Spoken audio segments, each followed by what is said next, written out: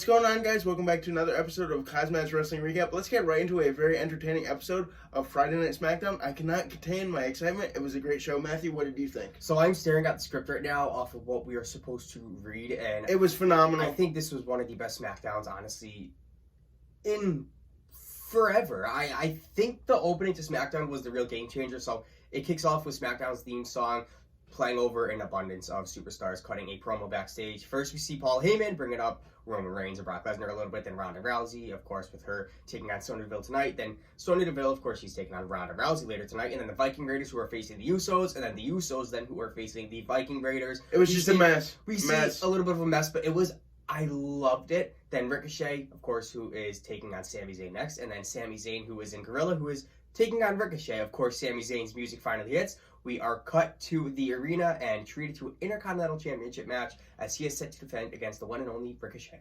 This match certainly started off with a bang. Sami Zayn hitting a roll-up, almost getting that victory right off the bat. He literally got a 2.5, 2 3/4. Oh, dude, I thought it was over. Ricochet kicked out, perfect timing. The crowd was absolutely on fire. A heated start to the show. The match does slowly start to slow down. Ricochet grounded by Sami Zayn. Match heads outside onto the outside of the ring apron. A suplex from Sami sending Ricochet onto the hardest part of the ring as we crash to a commercial. So we come back with Sami Zayn in control of the match.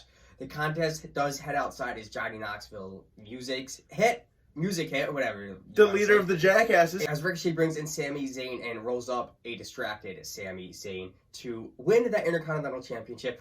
Ricochet is looking strong heading into WrestleMania. Who is he going to face? Oh, dude, I am here for it. I cannot wait to see who he faces at WrestleMania. Congratulations to Ricochet. My jaw was on the floor for an opening match of this caliber. SmackDown certainly delivered. I think everybody's blood was boiling in the back, especially Vince McMahon's. I think he knew he put on a showstopper to start Friday night.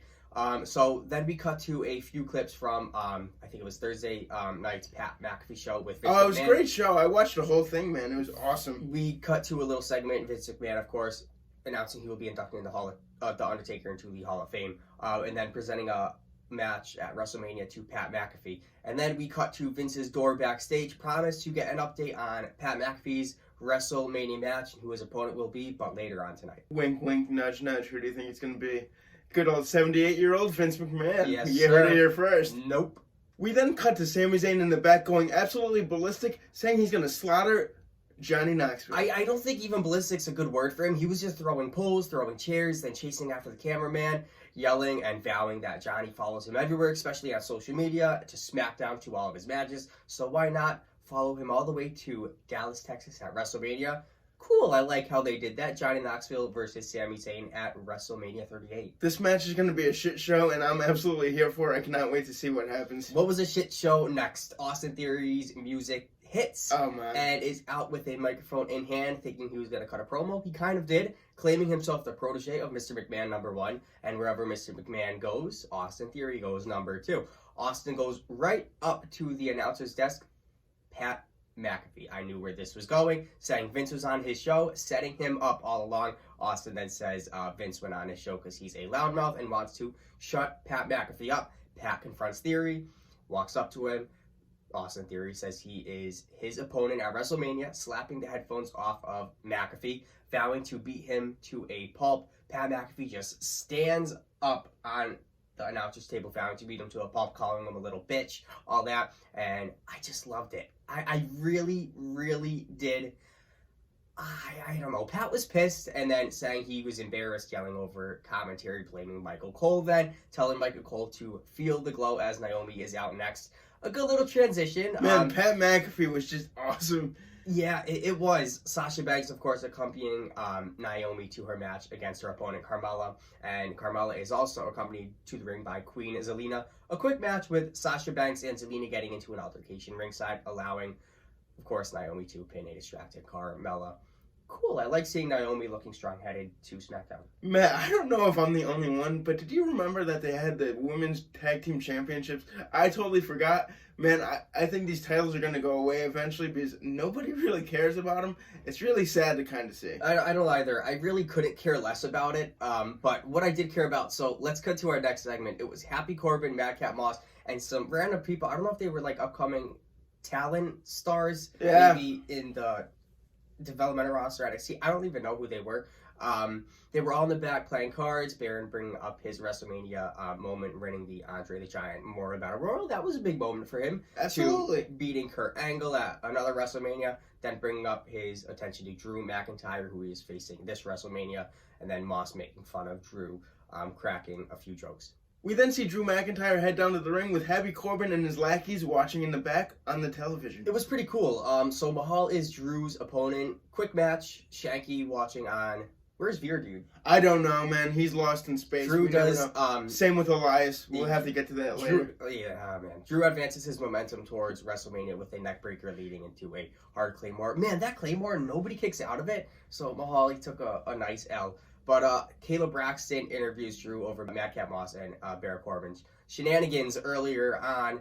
Drew makes everyone raise their hands if they want to gouge their eyes out when Corbin is on television, and everybody raises their hands, especially Caleb Braxton, as Drew vows to take out Corbin come WrestleMania. But that's not it. They didn't even cut to a commercial break. We cut backstage with Corbin and his little protege of, I don't even know who they were, with Madcap Moss. Madcap cracking a joke with Corbin looking worried, staring right into the TV with a hyped up Drew in the ring with that sword. This was great. Oh, this certainly built to their match at WrestleMania, and I cannot wait to see Drew McIntyre absolutely destroy Happy Corbin. I can't wait either. I really don't care for the match, but I'm just happy to see Drew McIntyre get a W at WrestleMania. So we're going to move next. We were fed a recap of last week's furious contract signing between Brock Lesnar and Roman Reigns for WrestleMania. Brock Lesnar was not on SmackDown, of course, with Brock taking out Roman security guards in that little promo video. So it was hyping up their match. Cool. I whatever. I'll see it. I'll take it.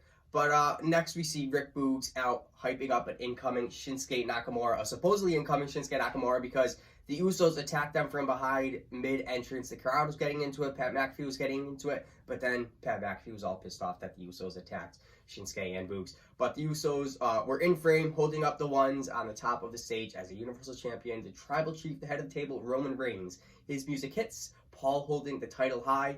Man, was Roman all business heading to the ring. Oh, dude, he was fired up, saying, "Acknowledge me," screaming it at the crowd. This crowd certainly delivered with hyping up the superstars. I was going to get that. Paul says Roman's victory at WrestleMania isn't a prediction, it's a spoiler. And whenever Paul says that, he is always right, especially when it came to Brock Lesnar a year or so ago. Roman vowing to smash Brock Lesnar, then vowing Brock to acknowledge him, screaming "acknowledge me," like you said, but he kept saying it and saying it. Oh, dude, he was fired up. It was a little cringy, but you know what? Roman did sell it. So the Viking Raiders take on the Usos next for a tag team championship match. Usos with a clean win via super kicks. Nothing special. Not much really to say, but I'm happy the Usos still retained. Yeah, hitting that 1D for the victory, man. It was really incredible to see. Yes, it was. So this was a little messy, but it was good and entertaining. So Sheamus takes on Big E next. Ridge Holland and Kofi Kingston ringside. But Sheamus does take on Big E, but not really. The heels brutalize Big E in the ring before the match starts, as Ridge Holland makes his way to Kofi Kingston, who is on top of Big E's ATV, riding it around the ring, hitting him with a steel chair on the back, and then hitting the ATV with a few steel chairs as we head to a break. And then we come back with a highlight video of Sheamus and Ridge Holland outside of the arena destroying New Day's ATV, which happened during the commercial break. Oh, man, they absolutely destroyed that thing. I hope they have insurance on that thing, because there's no salvaging that. They'll have to get a new one. No, I liked it. It's like when Braun Strowman destroyed a car or whatever a few years ago. But yeah, we've seen our majority of that. So we have our main event, Ronda Rousey taking on Sonya Deville. I knew that this wasn't going to be a 5 to 10 minute match. It was, it was more like a 5-minute match. Yeah, I knew it wasn't going to last that long. As the match just starts, bell rings, and Charlotte Flair heads down, but she joins commentary. Cool, I thought, I was like, okay, whatever. Why not? What a good build towards WrestleMania. I see what they're doing. But Charlotte saves Sonya Deville mid-match, jumping onto the apron, distracting Ronda before Ronda actually literally almost tapped Sonya out. Yeah. I was like, what? I think I see why they're having Charlotte. It was a good build, and plus so they don't completely squash Sonya Deville, so I think that was good.